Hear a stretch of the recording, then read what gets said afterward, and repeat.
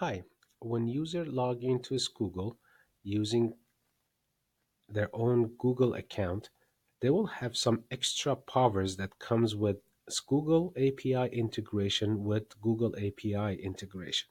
In this video, I'm going to explain how to access YouTube.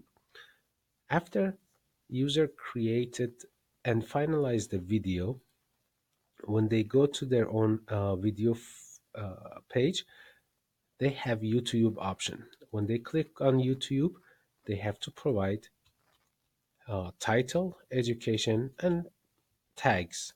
And also they have to provide if they want this video to be private or public. After that, they click on upload to YouTube.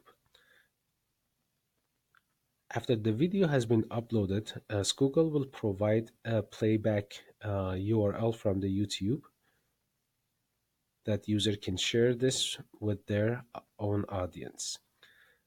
Now this video has been uploaded to the user YouTube. So if they go to their own dashboard, they should be able to see the video that has been uploaded to their dashboard, and then use the YouTube dashboard for further processes if it needed.